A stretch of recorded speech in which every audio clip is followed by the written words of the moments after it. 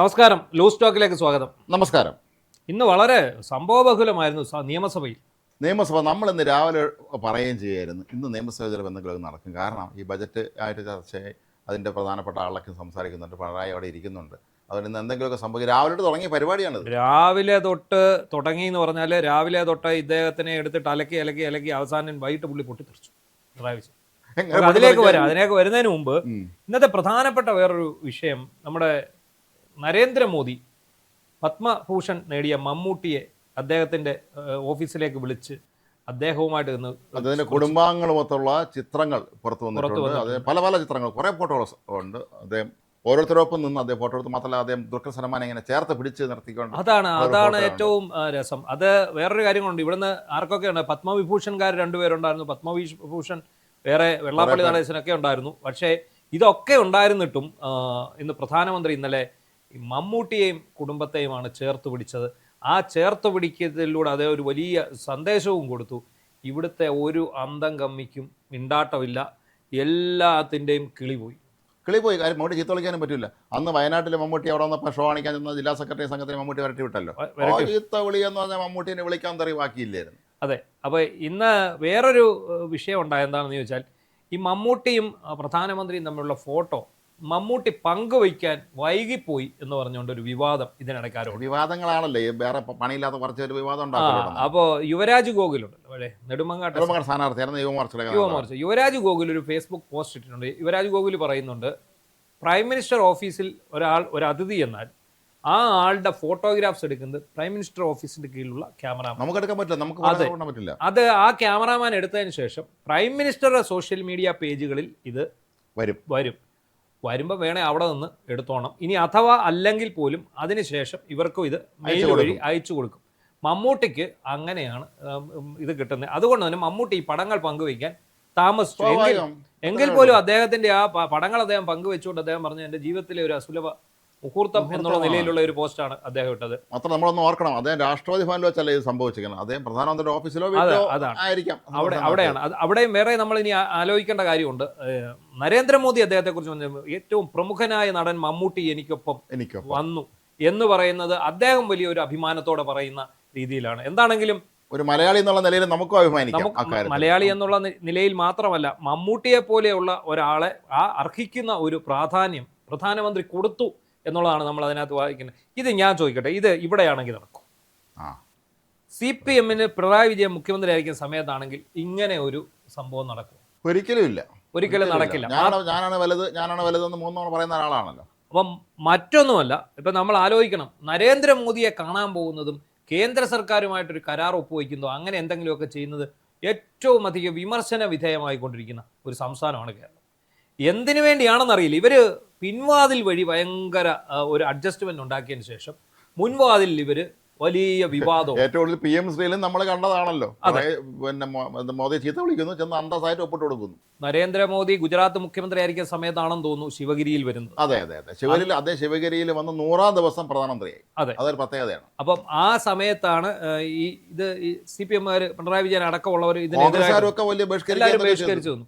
അതുപോലെയാണ് എനിക്ക് തോന്നുന്നു നമ്മുടെ ഇദ്ദേഹം ഷിബു ബേബി ജോൺ UDFന്റെ മന്ത്രിസഭയിൽ ഗുജറാത്തിൽ പോയത്. അദ്ദേഹം ഗുജറാത്തിൽ പോയി അവിടുത്തെ വികസനങ്ങളെ കുറിച്ച് കാണാനും പഠിക്കാനും ഒക്കെ വേണ്ടി. മോദിയുടെ പാർട്ടി ചേരാനൊന്നും പോയതല്ല ഷിബു ബേബി ജോൺ. നമ്മുടെ നാട്ടിൽ വികസനം കൊണ്ടുവരണം. ഗുജറാത്ത് ഇന്നത്തെ ഇന്ത്യയിലെ വികസനത്തിന്റെ ഏറ്റവും മികച്ച മാതൃകയാണ്. അതെന്താണെന്ന് പഠിക്കാൻ വേണ്ടി ഇവിടുത്തെ ഒരു മന്ത്രി പോകുമ്പോൾ ഇവരെവിടെ എല്ലാം പോയിട്ടുണ്ട്. അങ്ങനെയാണെങ്കിൽ അന്ന് അത് വിവാദം ഉണ്ടാക്കി. അത് കഴിഞ്ഞ് NK പ്രേമചന്ദ്രനെ അദ്ദേഹം അത്താഴ വിരുന്നിന് ക്ഷണിച്ചു. എന്തൊരു പ്രശ്നമായിരുന്നു. കാരണം പ്രേമചന്ദ്രനെ അദ്ദേഹം ക്ഷണിച്ചെങ്കിൽ അതിന്റെ അർത്ഥം എന്താണ്? പ്രേമചന്ദ്രൻ അത്രയ്ക്ക് മിടുക്കനാണ്, മോദിയുടെ കണ്ണിൽ പതിഞ്ഞു. അയാൾ പ്രേമചന്ദ്രൻ ഒറ്റയ്ക്കല്ല അദ്ദേഹം ഉച്ചയ്ക്ക് ഭക്ഷണം കഴിക്കാൻ വിളിച്ചത്. അവിടുത്തെ പ്രധാനപ്പെട്ട കക്ഷി നേതാക്കളെല്ലാം സംസാരിക്കുന്ന കുറച്ച് ആളെ വിളിച്ചു. അദ്ദേഹം വിളിച്ചത് മറ്റൊന്നിനും കൊണ്ടല്ല. പ്രേമചന്ദ്രൻ സംസാരിക്കുമ്പോൾ അദ്ദേഹത്തിന് അതിൻ്റെതായിട്ടുള്ള ആശയങ്ങളുണ്ട്, അദ്ദേഹത്തിന്റെ സംസാരിക്കുന്ന ഒരു രീതിയുണ്ട്. അത് മനസ്സിലാക്കാൻ പറ്റുന്ന രീതിയിലുള്ള സംസാരമാണ് അദ്ദേഹം. അല്ലാതെ അവിടെ ചെന്ന് ക്യാൻ യു എന്ന് പറഞ്ഞ് തട്ടിമുട്ടുകയല്ല. പിന്നെ പോക്കിരി രാജ സിനിമയിലെ ഇംഗ്ലീഷാണ് നമ്മുടെ ഈ റഹീം MP ഒക്കെ അവിടെ ചെന്ന് സംസാരിക്കുന്നത്. എന്നൊക്കെ പറയുന്ന പോലെ. പാർലമെന്റിൽ വളരെ ഗംഭീരമായ ശശി തരൂര്, NK പ്രേമചന്ദ്രൻ, നേരത്തെ മുല്ലപ്പള്ളി രാമചന്ദ്രൻ MP അവർക്ക് തന്നെ വളരെ ഭംഗിയായ കാര്യങ്ങൾ. അവർക്ക് ഇംഗ്ലീഷ് സംസാരിക്കുന്ന ഒരു മഹാകാര്യം നല്ല പറഞ്ഞു. പക്ഷേ ഇംഗ്ലീഷ് സംസാരിക്കേണ്ടത് ഇംഗ്ലീഷിൽ തന്നെ സംസാരിക്കണം. അങ്ങനെ പോകുന്ന ഒരാളാണ്. അപ്പം ഇപ്പം മമ്മൂട്ടി എന്ന് പറഞ്ഞാൽ ഇവർ പറയുന്നത് അദ്ദേഹം ഇടതുപക്ഷ സഹയാത്രികനാണെന്നാണ് പറയുന്നത്. പക്ഷെ ചിലർ പറയുന്നത് എന്താണെന്നറിയോ, അങ്ങേരെ ഒരു സഹയാത്രികനല്ല, അങ്ങേരെ ഇടതുപക്ഷം ഒന്നുമല്ല, അങ്ങേരെ ഒരു സെലിബ്രിറ്റിയാണ്. അങ്ങേരുടെ ആ ഒരു താരപരിവേഷം വിനിയോഗിക്കാൻ വേണ്ടി ഇവർ പിടിച്ച് കൈരളി ടിവിയുടെ ചെയർമാൻ. മമ്മൂട്ടി സാധാരണക്കാരനായിരുന്നെങ്കിലേ മമ്മൂട്ടി അഡ്വക്കേറ്റായിട്ട് മാത്രം മഞ്ചേരി പ്രാക്ടീസ് വരുന്നെങ്കിൽ അവർ വിളിക്കില്ല. അദ്ദേഹം ഒരു വലിയ സെലിബ്രിറ്റിയാണ്, അതുകൊണ്ട് തന്നെയാണ് അത്. എന്നിട്ട് ഇത് ഇവർ പതിച്ചു കൊടുത്ത ഒരു ചാപ്പയാണ് ഈ CPM അല്ലെ ഇടതുപക്ഷ ആളാണെന്ന് പറയുന്നത് എന്ന് അദ്ദേഹം പതിച്ചു കൊടുത്തതാണെന്നാണ്. ഈ ചാപ്പ കുത്തിയ പലരും ഊരാളെ ശ്രമം നടത്തിക്കൊണ്ടിരിക്കുകയാണെന്ന് മനസ്സിലാക്കാം. അപ്പൊ ഇന്നലെ വേറൊരു കാര്യമുണ്ട്, ഈ മമ്മൂട്ടി നരേന്ദ്രമോദിയെ കണ്ടത് ഈ CPM-നകത്ത് മാത്രമല്ല വിഷയം, ഈ സുഡാപ്പികളുടെ ഇടയിലും വലിയ വിഷയമായിട്ടുണ്ട്. അല്ലെ, ഞാൻ ചോദിക്കട്ടെ, ഈ നരേന്ദ്രമോദി എന്ന് പറയുന്ന ആൾ ഇന്ത്യയുടെ പ്രധാനമന്ത്രിയാണ്. അദ്ദേഹം രാഷ്ട്രീയമൊക്കെ അവിടെ മാറ്റി വയ്ക്കുക. നമ്മളെ കുറിച്ചൊന്നും നമ്മൾ പറയേണ്ട കാര്യം, ഓടെ വിളിച്ച് പ്രധാനമന്ത്രി ആളുമല്ല, അത് അദ്ദേഹം പിടിച്ചെടുത്ത ആളല്ല. ജനങ്ങൾ വോട്ട് ചെയ്ത് പ്രധാനമന്ത്രി ആരും ആയിക്കോട്ടെ, ആ പദവി ഇരിക്കുന്ന ആൾ, നമ്മളെ പദവി എന്ന് നമ്മൾ ആദരിക്കണം. നമ്മുടെ രാജ്യത്തെ പ്രധാനമന്ത്രിയാണ്, മുഖ്യമന്ത്രി പിണറായി വിജയനാണെങ്കിലും വി ഡി സതീശനാണെങ്കിലും ആ പദവി നമ്മളെപ്പോഴും ആദരിക്കും. അതാണ് അദ്ദേഹം ഈ നരേന്ദ്രമോദി അദ്ദേഹത്തിന് അറിയാം, അത് ഭയങ്കര തന്ത്രജ്ഞാണ്. ഒന്ന് ആലോചിച്ച് നോക്കിക്കേ, ഇപ്പൊ ഈ കൂട്ടത്തിൽ നിന്ന് മമ്മൂട്ടിയെ മാത്രം തെരഞ്ഞു പിടിച്ച അദ്ദേഹത്തിന് വെള്ളാപ്പള്ളി എന്തുകൊണ്ട് കയറ്റിയില്ല എന്നുള്ള ആരെങ്കിലും നമ്മൾ ചിന്തിക്കേണ്ടതായിട്ടുണ്ട്. വെള്ളാപ്പള്ളി ആരുടെ നോമിനി ആയിരുന്നു എന്ന് ഒന്നും നമുക്കറിയില്ല. ഇന്ന് രാജീവ് ചന്ദ്രശേഖർ പോസ്റ്റ് ഇട്ടേക്കുന്ന വെള്ളാപ്പള്ളിയുമായിട്ട് അദ്ദേഹത്തിന് വർഷങ്ങളുടെ ബന്ധമുണ്ട്, വെള്ളാപ്പള്ളി ഭയങ്കര സംഭവമാണെന്നൊക്കെ പറഞ്ഞു. അത് പിന്നെ മകൻ NDA-യുടെ ആ സ്നേഹം കാണിക്കണമല്ലോ. പക്ഷേ വെള്ളാപ്പള്ളിയെ ക്ഷണിച്ചില്ല എന്നുള്ള വാർത്തകളാണ് നമ്മൾ അങ്ങോട്ട്. വെള്ളാപ്പള്ളിയെ ക്ഷണിച്ചില്ല, അത് പറയുമ്പോഴാണ് നമ്മൾ ഓർക്കേണ്ടത്. ഇന്നാണ് KK മഹേശൻ എന്ന് പറയുന്ന പഴയ വെള്ളാപ്പള്ളിയുടെ വലങ്കൈയായിരുന്ന ഈ മൈക്രോ ഫിനാൻസ് തട്ടിപ്പ് കേസിൽ വെള്ളാപ്പള്ളി കൊണ്ട് കുടുക്കി കൊടുത്ത KK മഹേശൻ ആത്മഹത്യ ചെയ്തിട്ട് ഇന്ന് 6 വർഷം തികയാണ്. ഇന്ന് അദ്ദേഹത്തിന്റെ മകന്റെ ഒരു പോസ്റ്റ് വന്നിട്ടുണ്ട്, ഇബിനു കൃഷ്ണൻ. വളരെ വികാര നിർഭരമായിട്ടുള്ള ഒരു 15 പേജ് കുറിപ്പ്. ആ കുറിപ്പ് സത്യത്തിൽ വായിച്ചിട്ട് നമുക്ക് വളരെയധികം വിഷമം തോന്നി. ഇന്നലെ നമ്മൾ ഈ ലൂസ് ടോക്കിൽ ഏറ്റവും കൂടുതൽ സംസാരിച്ചത് ഈ മഹേശന്റെ ആത്മഹത്യയും അതിനുള്ളിൽ നിന്ന് വെള്ളാപ്പള്ളി എങ്ങനെ രക്ഷപ്പെട്ടു എന്നുള്ളതിനെ കുറിച്ചുമായിരുന്നു. ആ കുറിപ്പിനകത്ത് പക്ഷേ അവസാനം വന്നിട്ട് ഈ പയ്യൻ, ഈ മഹേശന്റെ മകൻ ഇബിനു കൃഷ്ണ ഒരു കാര്യം പറയുന്നുണ്ട്, ഞങ്ങൾക്ക് ഈ സർക്കാരിൽ വലിയ പ്രതീക്ഷയുണ്ട്. കാരണം ഞങ്ങൾ 3-4 തവണ കോടതിയെ സമീപിച്ചു, പിണറായി വിജയൻ എന്ന് പറയുന്ന രാഷ്ട്രീയ അധികാരൻ്റെ പുറകെ ഞങ്ങൾ നടന്നു, പക്ഷേ ഞങ്ങൾക്ക് ഒന്നും നേടിയെടുക്കാൻ സാധിച്ചില്ല. ഈ മഹേശൻ ആത്മഹത്യ ചെയ്തതിൻ്റെ 6ാം വാർഷികത്തിൻ്റെ തലേന്ന് അതിൽ പ്രതിസ്ഥാനത്തുള്ള ആളെ രാജ്യം പത്മഭൂഷൺ കൊടുത്ത് ആദരിക്കുകയാണ്. അങ്ങനെയുള്ള ഒരു നാട്ടിലാണ് ഞാൻ നിൽക്കുന്നത്. ഈ മഹേശൻ ആത്മഹത്യ ചെയ്തത് എന്തിനാണ്? അദ്ദേഹത്തിന് നീതി കിട്ടാൻ വേണ്ടിയാണ് അദ്ദേഹം ആത്മഹത്യ ചെയ്തത്. അദ്ദേഹത്തിൻ്റെ തലയിൽ വന്നിരിക്കുന്ന കള്ളൻ എന്നുള്ള പേര് മാറ്റി കിട്ടുന്നതിന് വേണ്ടിയാണ് ആത്മഹത്യ ചെയ്തത്. പക്ഷേ ഇപ്പോഴും എന്ത് ചെയ്യുന്നു? ഈ വെള്ളാപ്പള്ളി നടേശനും മകനും ചേർന്ന് അദ്ദേഹത്തെ കള്ളൻ എന്ന് പറഞ്ഞ് കൊണ്ടു നടക്കുന്നു. വെള്ളാപ്പള്ളിക്ക് വേണ്ടി ചാരായ കച്ചവടം മുതൽ യോഗനാഥിന്റെ എഡിറ്റോറിയൽ വരെ എഴുതിയ ആളാണ് മഹേശൻ എന്ന ഈ യുവാവിന്റെ ആ ഒരു കത്തിനകത്ത് നമ്മൾ. അതുകൊണ്ട് തന്നെ ആയിരിക്കാം അങ്ങോട്ട് ക്ഷണിക്കാത്തത്. അതെ, കേരളത്തിൽ നിന്ന് വന്നതിൽ ഒരു മഹാനായ കലാകാരനാണ് മമ്മൂട്ടി. അദ്ദേഹത്തെ ക്ഷണിച്ചതിന്റെ കുടുംബത്തിന് അങ്ങോട്ട് ക്ഷണിച്ചതിന്റെ മകൻ കലാകാരനാണ്. അവരെ വിളിച്ച് അദ്ദേഹം അവരെ ആദരിച്ചു. സത്യമായി നമ്മളെ വളരെ സന്തോഷകരമായ ഒരു കാര്യം. ഞാൻ പറഞ്ഞില്ല, ആ ഫോട്ടോയിൽ നമുക്ക് ഏറ്റവും ശ്രദ്ധേയമായി തോന്നിയത് ഈ ദുൽഖർ സൽമാന്റെ കൈ എടുത്ത് ഈ നരേന്ദ്രമോദി അദ്ദേഹത്തിന്റെ കൈക്കുള്ളിൽ ചേർത്ത് പിടിച്ചുകൊണ്ട് നിൽക്കുന്ന ആ ഒരു ഫോട്ടോയാണ്. അത് വളരെ ഇൻട്രസ്റ്റിംഗ് ആയിട്ട് തോന്നി. കാരണം ആ കുടുംബത്തെ ഒന്നടങ്കം അദ്ദേഹം അവിടത്തേക്ക് ക്ഷണിച്ചു വരുത്തുന്നു, അവർക്ക് വേണ്ട പരിഗണന കൊടുക്കുന്നു, അംഗീകാരം കൊടുക്കുന്നു. മമ്മൂട്ടിയെ പോലെ ഒരു നമ്മുടെ അഭിമാനം, രാജ്യത്തിന്റെ അഭിമാനം. മലയാള നടൻ മാത്രമല്ല, അതൊരു പാൻ ഇന്ത്യൻ ആക്ടറാണ്. മലയാളവും തമിഴും തെലുങ്കിലും ഹിന്ദിയിലും എല്ലാം അഭിനയിച്ച ജെന്യുവിൻ അംബേദ്കറായി അഭിനയിച്ച, അല്ലെങ്കിൽ ഡോക്ടർ YS രാജശേഖര റെഡ്ഡിയൊക്കെ അഭിനയിക്കാൻ കഴിഞ്ഞ വലിയ ഭാഗ്യം ലഭിച്ച നടനാണ് അദ്ദേഹം.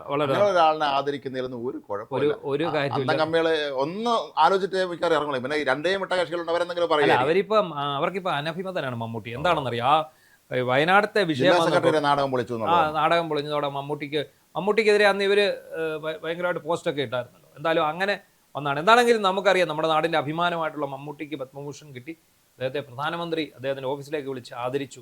അത് വലിയൊരു കാര്യമായി തന്നെ നമുക്ക് കാണണം. ഇനി നമ്മുടെ അടുത്ത വിഷയമാണ് ആരോഗ്യവകുപ്പ് ഡയറക്ടറെ മാറ്റം. അതുമായി ബന്ധപ്പെട്ട് അതെന്തുകൊണ്ടാണ് മാറ്റിയത് എന്നുള്ളതിന്റെ വിശദമായ കാര്യങ്ങൾ പുറത്തു വന്നു. അതേ മാത്രമല്ല, ഇന്ന് ഇവരെ മാറ്റിയ സ്ഥലത്ത് പോയി ജോയിൻ ചെയ്തു.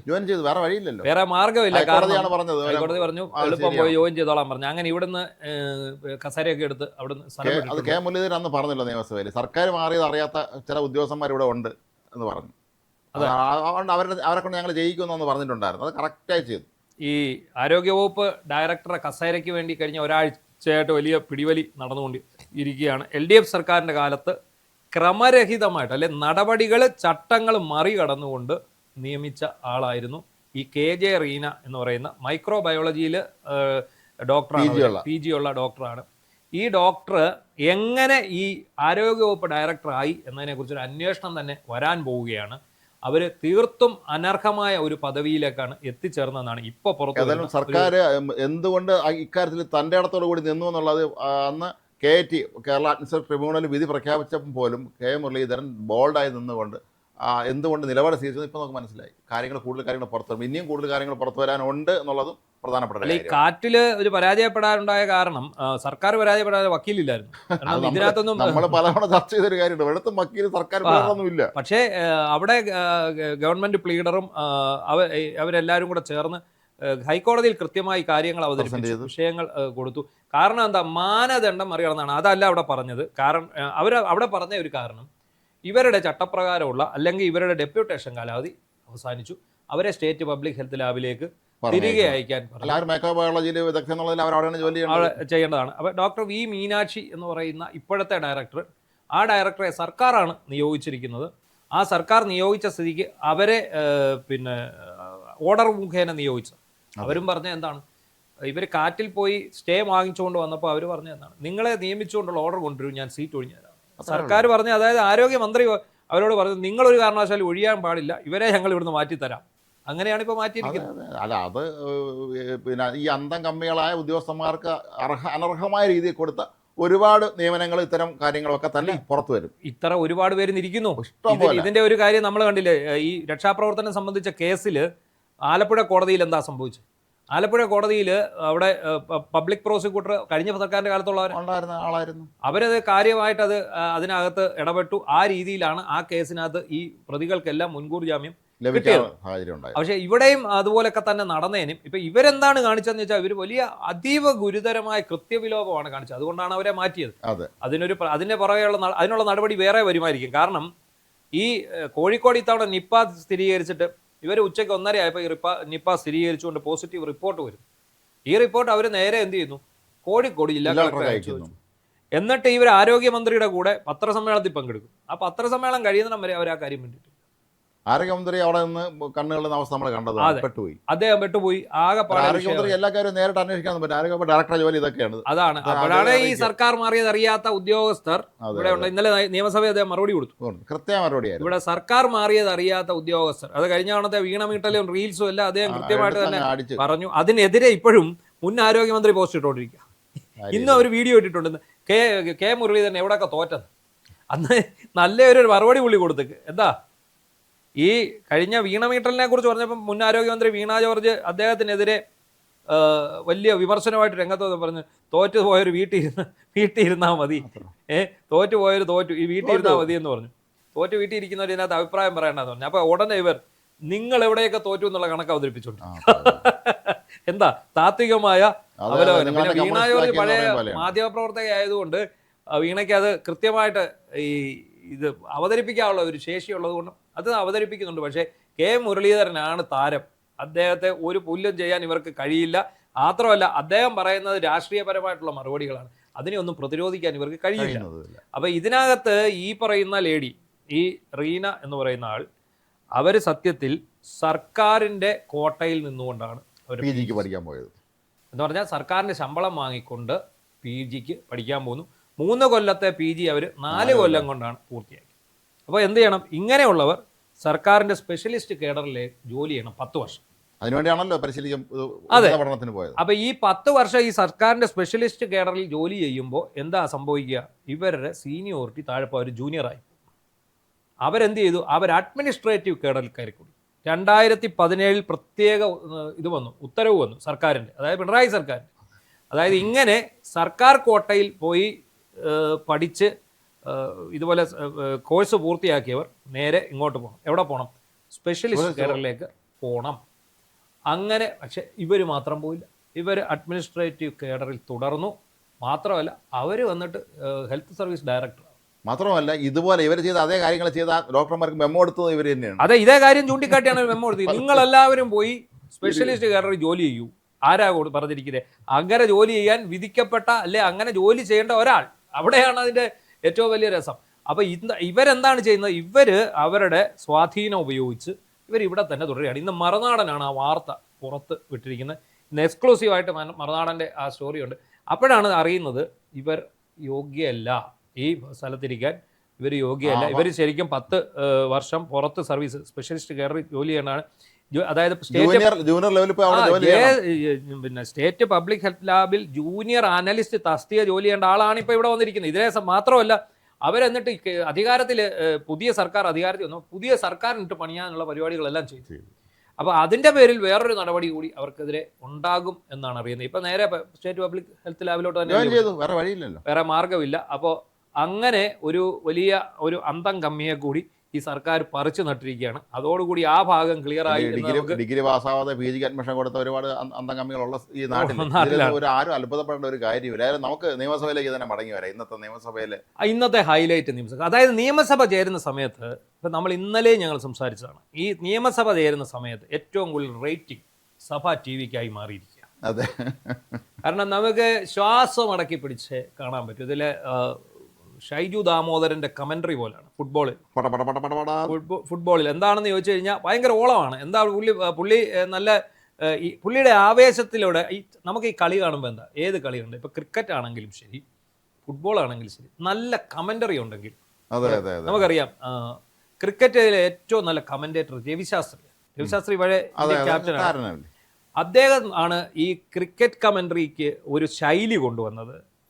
അദ്ദേഹത്തിൻ്റെ ഈ ഇന്ത്യ 2011 വേൾഡ് കപ്പിൽ ഇന്ത്യ ജയിക്കുന്ന സമയത്ത് ധോണി ഒരു 6 അടിക്കുമ്പോൾ അതേപോലെ ധോണി ഫിനിഷ്ഡ് ഓഫ് സ്റ്റൈൽ, ആ ഒരു സംഭവം ഭയങ്കരമായിട്ട് എന്താ പറയുക നമ്മുടെ സോഷ്യൽ മീഡിയ നമ്മുടെ സമൂഹം ഏറ്റെടുത്തു. മലയാളത്തിലെ റേഡിയോയിലെ നമ്മളെ കുട്ടിക്കാലത്തൊക്കെ ഒരുപാട് പേര് ഇതുപോലെ സതീഷ് ചന്ദ്രനൊക്കെ ആയിരുന്നു. സതീഷ് ചന്ദ്രനായിരുന്നു അതിനകത്തെ സൂപ്പർ സ്റ്റാർ റേഡിയോയിൽ. ആകാശവാണി നമ്മുടെ തിരക്കഥാകൃത്ത് T. ദാമോദരൻ മാഷൊക്കെ കമന്റേറ്റർമാരായിരുന്നു. അപ്പൊ ഈ അതുപോലെയാണ് ഇപ്പം ഈ എന്താ പറയുന്നത് നമ്മുടെ ആധുനിക കാലത്ത് വന്ന ആളാണ് ഷൈജു മംഗളത്തിലൊക്കെ ജോലി ചെയ്താൽ മംഗളം ചാനൽ തുടങ്ങി ജോലി. മാതൃഭൂമിയിൽ സ്പോർട്സ് റിപ്പോർട്ടർ ആയിരുന്നല്ലോ. അപ്പോൾ ഷൈജുവിൻ്റെ ഒക്കെ നല്ല കമന്ററിയാണ് അത്. കാരണം അദ്ദേഹത്തിന്റെ ഒരു ഓളമാണ്. അദ്ദേഹത്തെയൊക്കെ മിമിക്രിക്കാർ അനുകരിക്കുന്ന ഒരു സമയം വന്നു. ഇവരെയൊക്കെ മിമിക്രിക്കാർ പിന്നെ അനുകരിക്കുന്നു. അതിനൊപ്പം ഇവർ സിനിമയിൽ പോയി കയറുന്നു. അങ്ങനെ പലവിധ ഇതിലേക്ക് വന്നിട്ടുണ്ടായിരുന്നു. അപ്പം എന്ന് പറഞ്ഞ പോലെ അതുപോലൊരു കമന്ററി പോലെ അത്ര ആവേശകരമായ ഒരു കളിയുടെ കമന്ററി പോലെയാണ് സത്യം പറഞ്ഞ ഈ സഭ. ഭയങ്കര ലൈവാണ് ഇപ്പോഴും. രാവിലെ തൊട്ട് പിണറായിക്കിട്ട് അടിയ പിണറായി ഇവിടെ ഇരിക്കുകയാണ്. ഞങ്ങൾ മനുഷ്യനെ ഇറങ്ങി പോയി വീട്ടിൽ പോയി. കാരണം പിണറായി വിജയൻ ആരും ഇല്ലല്ലോ അവിടെ. ഇതെല്ലാം ഏറ്റുവാങ്ങാനായിട്ട് അദ്ദേഹം വിജയിച്ചു വന്ന ഈ തോറ്റു പോയിരുന്നെങ്കിൽ ഇത്ര കുഴപ്പം വരില്ല. ഇത് ഇന്നലെ ഇങ്ങോട്ട് വന്ന പിള്ളേർ വരെ വന്നിട്ട് എണ്ണീറ്റ് പോകുക എ.ഡി. തോമസ് ആയിരുന്നു രാവിലെ താരമായി. അല്ല, രാവിലെ ഷംസുദ്ദീനാണ്, ഉച്ചയായപ്പോ എ.ഡി. തോമസ് വന്നു. ഇതിന്റെ എല്ലാം കൂടെ കലിപ്പ് വന്ന് തീർന്നപ്പോഴാണ് ഈ മുഖ്യമന്ത്രിയുടെ ബജറ്റിന്റെ മറുപടി പ്രസംഗം. അത് 1.5 പ്രസംഗം എന്ന് പറഞ്ഞാലും പോരാ, അതൊരു 4.5 പ്രസംഗം എന്ന് പറയേണ്ടി വരും. ആ പ്രസംഗത്തിനിടയിൽ ഇദ്ദേഹത്തിന് പിടിവിട്ടുപോയി. ഒന്ന് കൊല വിളിച്ചളഞ്ഞില്ലേ. CPM തീർന്നു പോയെന്ന് കരുതരുന്ന പുള്ളി ആരാ ഈ പിണറായി വിജയൻ അതിരൂക്ഷമായിട്ട് ഒറ്റയ്ക്കിരുന്ന് മറുപടി പറയണ്ടേ, ബാക്കിയുള്ളവർക്ക് വരുന്നില്ല. അപ്പൊ 10-82 വയസ്സ്. ശരിക്കും രാവിലെ എന്തുവായിരുന്നു ഷംസുദ്ദീന്റെ വിഷയത്തിൽ അടിയന്തര പ്രമേയത്തിന്റെ അനുമതി തേടിയത് CPI P. പ്രസാദാണ്. ഇത് പക്ഷേ PM ശ്രീ കൃത്യമായിട്ട് ഷംസുദ്ദീൻ ഇങ്ങോട്ട് അത് ദേശാഭിമാനി എടുത്തു. മന്ത്രി അപ്പൂപ്പ അന്ന് പറഞ്ഞ കാര്യങ്ങൾ എന്ന് വെച്ചാൽ PM ശ്രീ ഞങ്ങൾ ഒപ്പിട്ടത് വിദ്യാർത്ഥികളുടെ ഭാവിയെ കരുതിയാണ് എന്ന് തുടങ്ങി. അങ്ങ് ഒരു രക്ഷയില്ലായിരുന്നു. ഷംസുദ്ദീൻ അങ്ങ് നിറഞ്ഞാടുകയായിരുന്നു രാവിലെ. ഉത്തരം മുട്ടിയവർക്ക് അദ്ദേഹം 2 പേർക്കും മറുപടി പറഞ്ഞു. പിണറായി വിജയനും പറഞ്ഞു, ഈ പറയുന്ന P. പ്രസാദിനും മറുപടി. അപ്പൊ ഈ പ്രസാദിന്റെ പാർട്ടി അന്ന് തൊട്ട് ഇതിന് എതിരാണല്ലോ.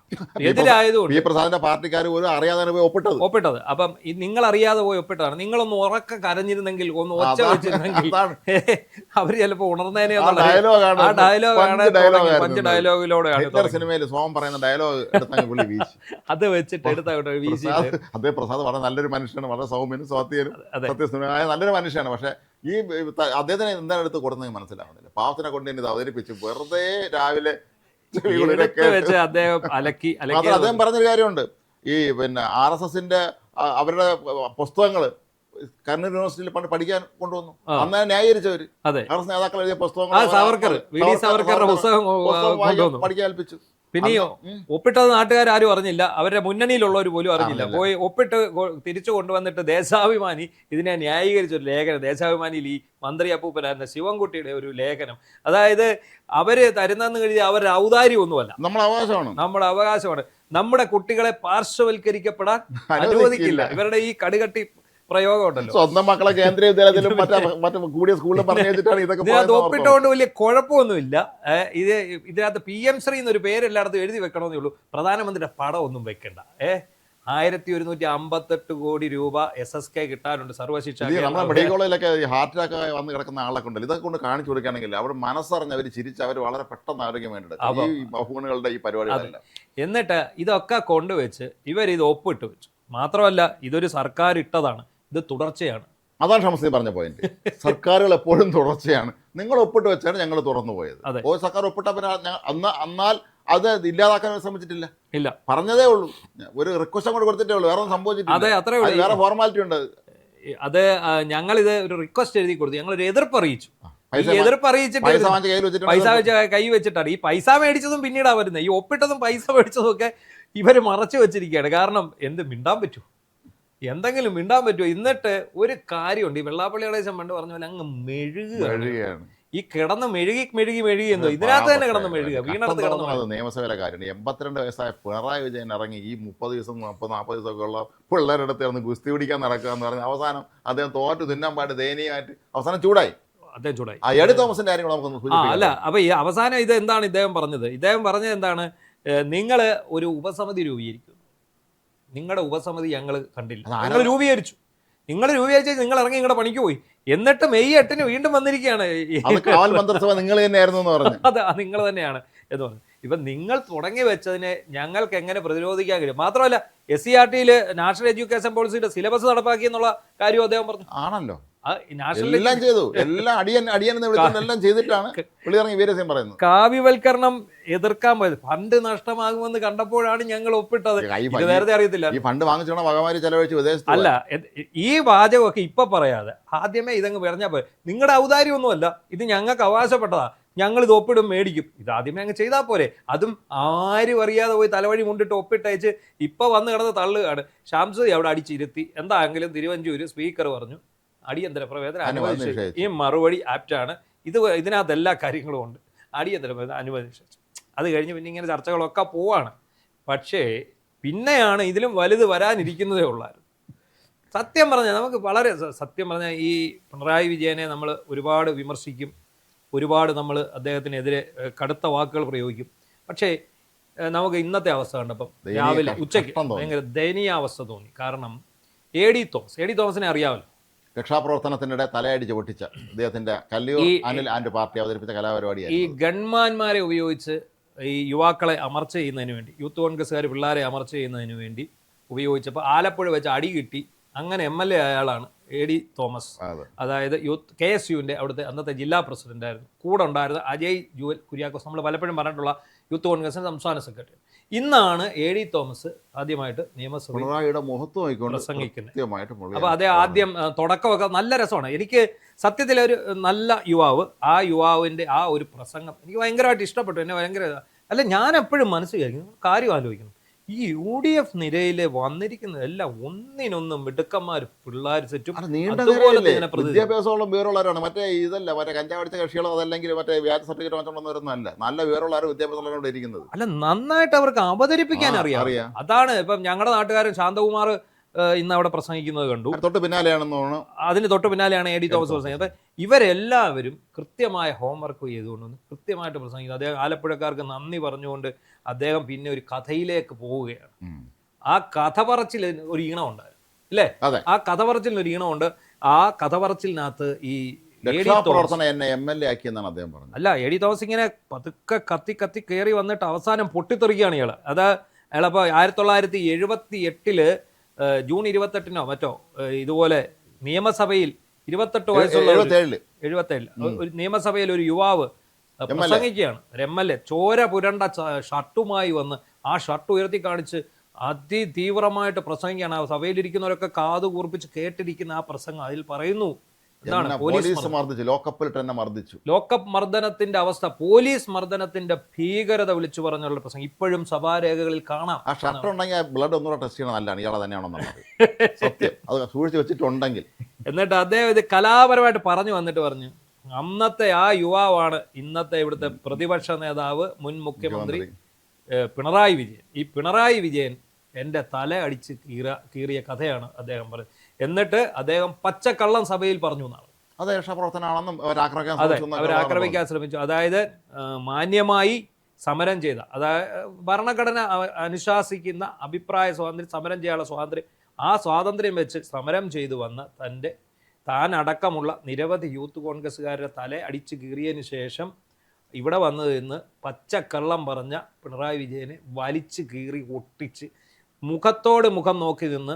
മാത്രമല്ല ഒരു കാര്യം കൂടെ പറഞ്ഞു, പല അമ്മമാരെയും കണ്ണീര് വീഴ്ത്തിയ ആളാണ് നിങ്ങളെന്ന് പറഞ്ഞു. ഇതിന്റെ വില നിങ്ങൾ കൊടുക്കേണ്ടി വരും. അതിപ്പോ കിട്ടിക്കൊണ്ടിരിക്കുന്നു. അങ്ങനെ ആ AD തോമസ് എന്ന് പറഞ്ഞ, എനിക്കൊന്ന് സഭയിലെ മകനാവാൻ പ്രായമുള്ള 82 വയസ്സുള്ള പിണറായി വിജയന് 30 വയസ്സിന് ചെറുമകന്റെ പ്രായം എന്ന് വേണേ പറയാം. കാരണം ഇത് KSU-കാരനാണ്, ഇപ്പോഴങ്ങാണ്ട യൂത്ത് കോൺഗ്രസ്. അപ്പൊ ഇദ്ദേഹം തോന്നുന്നു എനിക്കൊന്ന് സഭയിലെ ബേബി അല്ലേ ആയിരിക്കാൻ സാധ്യത. OJ ജനീഷ് യൂത്ത് കോൺഗ്രസ് ആയിരുന്നു, ഇയാൾ KSU-കാരൻ, ഇയാളാണ് സഭയിലെ ബേബി എന്നെനിക്ക് തോന്നുന്നു. എന്താണെങ്കിലും നല്ല വൃത്തിക്ക് കൊടുത്തു. പിണറായി വിജയൻ അപ്പുറത്ത് ഇത് കേട്ടോണ്ട് അവിടെ ഇങ്ങനെ ഇരുന്നു. ഈ നിമിഷം ഞാൻ ഭൂമിയിലേക്ക് അങ്ങ് താഴ്ന്നു പോയിരുന്നെങ്കിൽ ഇല്ലല്ലോ. ഇല്ല, എന്ത് പറയാനാണ്, നിർത്തി കോമഡി പരിപാടി. ജനീഷ് ഇപ്പൊ അതില്ല. അപ്പൊ എന്താണെങ്കിലും ശരി, അതിനുശേഷം ഈ പറയുന്ന ഈ തോമസിന്റെ പ്രസംഗം ശരിക്കും വാരി അലക്കിക്കൊണ്ടുള്ളതായിരുന്നു. പിണറായി വിജയനെ സംബന്ധിച്ചിടത്തോളം അദ്ദേഹത്തിന്റെ മുഖത്ത് നോക്കി പറയാനുള്ള കാര്യങ്ങൾ പറഞ്ഞു. കാവ്യനീതിയാണത്. അതാണ് ഓരോരുത്തരും അങ്ങനെ പറഞ്ഞില്ലേ, ഓരോ ആൾക്കാരും പറഞ്ഞു. നമ്മുടെ ഇദ്ദേഹം പറഞ്ഞു, മാത്യു കുഴൽനാടൻ തിരിച്ചു ചോദിച്ചു, കഴിഞ്ഞ നിയമസഭയിൽ പിണറായി വിജയന്റെ മകൾക്കെതിരെ പറഞ്ഞതിന്റെ പേരിൽ മാത്യു കുഴൽനാടനെ പേരെടുത്ത് വിളിച്ച് സംസാരിച്ച് അയാളുടെ വീട്ടിൽ കയറി പിന്നെ വ്യാജ വിജിലൻസ് കേസ് ഉണ്ടാക്കി അയാൾക്കെതിരെ. അതെ, വസ്തു അളന്ന്. എന്താണെങ്കിലും തോമസിന്റെ പരിപാടി കഴിഞ്ഞതിനെ തുടർന്ന് സതീശന്റെ പരിപാടി ഏറ്റവും അവസാനം കലാശക്കൊട്ട്. പക്ഷെ സതീശൻ സമ്മതിക്കണം, എന്തൊരു മനുഷ്യനാണെങ്കിൽ. VD സതീശൻ എന്ന് പറയുന്ന ആ ഒരു രാഷ്ട്രീയക്കാരൻ നമുക്ക് ചോദിച്ചു പോകണം, ഇത്രയും കാലം എവിടായിരുന്നു? സത്യം. പക്ഷേ ഒരു ഭരണകർത്താവ് അല്ലെങ്കിൽ ഒരു മുഖ്യമന്ത്രി സ്റ്റഡീഡ് ആയിട്ട് വന്നിട്ടുണ്ടല്ലോ കൃത്യമായിട്ട്. അസാധ്യം. കേരളം കണ്ട മുഖ്യമന്ത്രിമാരിൽ അയാൾ പറയുന്നത് നുണയായിക്കോട്ടെ അല്ലെങ്കിൽ അയാൾ വളച്ചൊടിച്ച് പറയുന്നതായിക്കോട്ടെ, ഇത്രയും ബോധ്യമായ രീതിയിൽ ഈ പൊതുജനത്തെ എന്താ പറയുന്നത്, പൊതുജനത്തെ ഇത്രയും ബോധ്യപ്പെടുത്തുന്ന രീതിയിൽ സംസാരിക്കുക. ഇപ്പൊ മദ്യനയവുമായി ബന്ധപ്പെട്ട് ഇവർ ഉയർത്തുന്ന ആരോപണങ്ങളൊക്കെ 1, 2, 3, 4 മറുപടി പറഞ്ഞു. ഇതിനെല്ലാം മദ്യനയത്തിനെ കുറിച്ച് അദ്ദേഹം പറഞ്ഞു കേട്ടോ, U-turn അടിച്ചെന്നൊക്കെയാ മാധ്യമങ്ങൾ. ഒന്നുമല്ല, അദ്ദേഹം എന്താ പറഞ്ഞേ, അദ്ദേഹം പറഞ്ഞു എന്താ ഇത് ഞങ്ങൾ ഇതിൽ വെച്ചിട്ടുണ്ടെന്നേ ഉള്ളൂ, UDF തീരുമാനിക്കും, വേണമെങ്കിൽ വേണം, വേണ്ടെങ്കിൽ വേണ്ട, UDF തീരുമാനിക്കും. പക്ഷെ അവിടെ ഒരു ക്രമപ്രശ്നം ഉണ്ടായി, അത് ബാലഗോപാൽ ഉന്നയിച്ചു. ഇത് ബജറ്റിൽ പറഞ്ഞിരിക്കുന്ന കാര്യം, മദ്യനയം. അത് ബജറ്റ് പാസ്സാക്കിയാൽ ആ മദ്യനയം അംഗീകരിക്കപ്പെട്ടു എന്നർത്ഥം. അതോടുകൂടി ഈ ബക്കാടി കമ്പനി ഇങ്ങോട്ട് പോരും. ഇപ്പൊ സതീശൻ പറഞ്ഞത് ഏറ്റവും പ്രധാനപ്പെട്ട ഒരു പോയിന്റ് ആണ്, എന്ത് കിട്ടി എന്നാ ചോദിച്ചത്. അപ്പൊ എന്ത് കിട്ടി എന്ന് ചോദിച്ചപ്പോൾ അദ്ദേഹം ഒരു മറുപടി പറഞ്ഞു, ഇന്ത്യൻ മെയ്ഡ് ഫോറിൻ ലിക്വറിന് 210% ടാക്സ് ചുമത്തിയ സർക്കാരാണ് പിണറായി സർക്കാർ. എന്നിട്ട് അതിന് 70% ടാക്സ് ഫോറിൻ ലിക്കർ, അതായത് ഈ പറയുന്ന ശിവാസ് റീഗലിനും ജോണി വാക്കറിനും ഒക്കെ ഈ 70% മാത്രം നികുതി ചുമത്തിക്കൊണ്ട് ഇതിന് 210, നമ്മുടെ നാട്ടിലെ മധ്യ 210 നികുതി ചുമത്തിയപ്പോ നിങ്ങൾക്ക് ശിവാസ് റീഗലിൽ നിന്നും ജോണി വാക്കറിൽ നിന്നും എത്ര കിട്ടി? അതെ, പിന്നെ ബക്കാടി വന്ന വഴിയും പറഞ്ഞല്ലോ. ബക്കാടി കൊണ്ടുവരാൻ വേണ്ടി MP രാജേഷിന്റെ കാലത്ത് ചട്ടം മാറ്റി പുതിയ ചട്ടം കൊണ്ടുവന്നു, ചട്ടം പുതുക്കി കൊണ്ടുവന്നു. ഇതിന് ഈ ബക്കാടി കൊണ്ടുവരാൻ വേണ്ടി എഴുതി കൊടുത്തത് ആരാണ്? MV ഗോവിന്ദനാണ്. അപ്പൊ ഇദ്ദേഹം അതിന് പറഞ്ഞ ഒരു കാര്യം കൂടി പറഞ്ഞു, ഇവരിതിന് കൊടുത്തത് കുറഞ്ഞ നികുതിയാണ്, അതായത് ബിയറിനേക്കാൾ താണ നികുതിയാണ് ഇത് കൊടുത്തത്. പക്ഷെ ഇവിടെ എന്താണ്, ഈ ഞങ്ങൾ കൊടുക്കുന്ന വീര്യം കുറഞ്ഞ മദ്യത്തിന് 2 നികുതി സ്ലാബേ ഉള്ളൂ, ഒന്ന് 120%, ഒന്ന് 175%.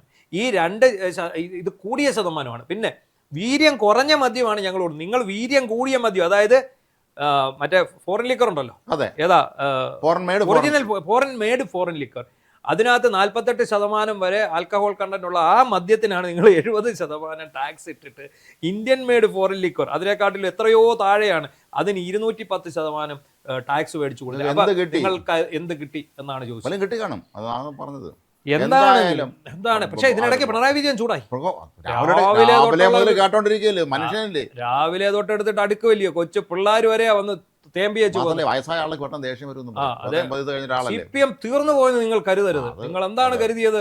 നിങ്ങൾ എന്താണ് പിന്നെ CPM-നെ കുറിച്ച് കരുതിയത്? നിങ്ങൾ ഞങ്ങളുടെ പാർട്ടി സെക്രട്ടറിയെ കുറിച്ച് എന്താണ് പറയുന്നത്? ഞങ്ങളെ കുറിച്ച് എന്താണ് പറയുന്നത്? അപ്പോൾ ഉടനെ സതീശൻ അവിടെ നിന്നുണ്ട്, വിരട്ടലൊന്നും വേണ്ട, ഞങ്ങളെക്കുറിച്ച് പറഞ്ഞാൽ ഞങ്ങളുടെ മുഖ്യമന്ത്രിയെ തെരഞ്ഞെടുക്കുന്നതിനെ കുറിച്ച് നിങ്ങൾ പരിഹസിച്ചില്ലേ? അതെ. പിന്നെ അടുത്ത ചോദ്യം, ഞങ്ങളുടെ പാർട്ടിയെ ഞങ്ങളെക്കുറിച്ച് പറഞ്ഞാൽ ഞങ്ങൾ ഉറപ്പായിട്ട് എതിർത്ത് പറഞ്ഞിരിക്കും, തിരിച്ചു പറഞ്ഞിരിക്കും. പിന്നെ അതിനെക്കാട്ടി വലിയ ഡയലോഗ് വിളി വിട്ടു.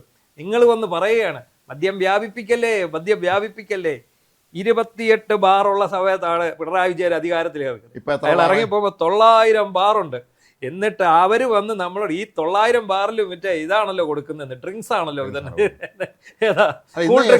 ബ്ലൈഡും കൊണ്ട് തിരുവനന്തപുരത്ത് പിന്നെ പ്രണ നടത്തിയെന്ന് പറയുന്നത് ബാർ ഷോപ്പ് കണ്ടാനുള്ള പരിപാടിയാണെന്നില്ല, ഒരു ബ്ലൈഡുമായിട്ടാണ് എല്ലാം കിളി പോയിരിക്കുകയാണ്. കാരണം എന്ത് ചെയ്യണം, കാരണം ഇവർക്ക് കിട്ടിയ ആ ഒരു ബ്ലൈഡാണ്, നിറയെ ബ്ലൈഡ് നടക്കും. പക്ഷെ എന്ത് പറഞ്ഞാലും ശരി, നമ്മൾ ഒരു കാര്യത്തിൽ നമ്മൾ അംഗീകരിക്കണം, ആ മദ്യനയം മൊത്തവും അയാളുടെ തലയിലോട്ട് വെച്ചിട്ട് പോയി. അപ്പൊ പക്ഷേ പുള്ളി ഇന്നൊരു ഡയലോഗ് ലിജുവിനെ കാണിച്ചിട്ട്, ലിജുവിനോട് ഞാൻ ചോദിച്ചു നീ എന്താ വരാ, നീ എന്ന് വിളിക്കുന്നത് എന്റെ അനിയനായോണ്ടാണെന്ന് പറഞ്ഞു, നീ എന്താ വരാ? അപ്പൊ ലിജു എന്നോട് പറയാണ് ഞാൻ എങ്ങനെ അങ്ങോട്ട് വരുന്നത്, നമ്മൾ രണ്ടുപേരും കൂടെ എന്തോ ചർച്ച നടത്താൻ പോകുമ്പോൾ ഈ മാധ്യമങ്ങളെല്ലാം കൂടെ നമ്മളെ ഞാൻ അതുകൊണ്ടാണ് സത്യത്തിൽ വരാഞ്ഞത്. അപ്പൊ ഒന്ന് ആലോചിച്ചോണം, പെട്ടുപോയ അവസ്ഥയാണ്. കാരണം എന്താ അറിയോ, ഈ മദ്യനയം എന്ന് പറയുന്നത് സതീശന്റെ മാത്രം ഐഡിയ ആയിരുന്നു.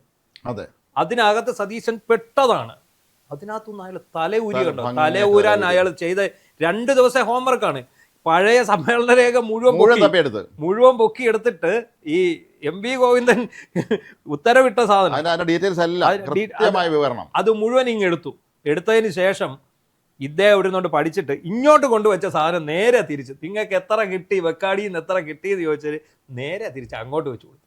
എങ്ങനുണ്ട്? ഇതാണ് VD സതീശൻ, ഇതാണ് മുഖ്യമന്ത്രി എന്ന് പറഞ്ഞ് അദ്ദേഹത്തിന്റെ ആ പഴുതുകളല്ല അദ്ദേഹം അടച്ചു. അദ്ദേഹം പൂർണ്ണമായിട്ടും നമ്മളെല്ലാവരും ആകാംക്ഷയോടെ ഇന്ന് കാത്തിരുന്നുണ്ട് മദ്യനയത്തിൽ സതീശൻ എന്ത് പറയും. എല്ലാവർക്കും ആകാംക്ഷയോടെ കാത്തിരുന്നു. അസാധ്യമാണ് ഇങ്ങനൊരു മുഖ്യമന്ത്രി. ഇദ്ദേഹം പറയുന്ന കാര്യത്തിന് വ്യക്തതയുണ്ട്, ശക്തിയുണ്ട്, തെളിവുണ്ട്.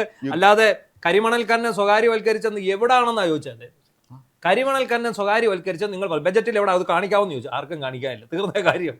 പക്ഷേ അല്ലാതെ പിണറായി വിജയന്റെ കൂട്ട് കരിമണൽ കർത്തായുടെ കോഴ മേടിച്ചപ്പം മകളുടെ പേര് പറഞ്ഞപ്പം മിസ്റ്റർ കുഴൽനാടൻ എന്നും പറഞ്ഞ് അയാളോട് ചൂടായതുപോലെ അദ്ദേഹം ആരോടും ചൂടായില്ലോ. അദ്ദേഹം കൃത്യമായി ഇങ്ങനെ വേണം മുഖ്യമന്ത്രി. ഈ ഒരു താല്പര്യം കാരണമാണ് നിങ്ങളുടെ ഈ CPM-കാരും BJP-കാരും വരെ ഇദ്ദേഹത്തിന്റെ ആരാധകനായി മാറി. നമ്മുടെ സമയം ഏതാണ്ട് കഴിഞ്ഞുപോയി.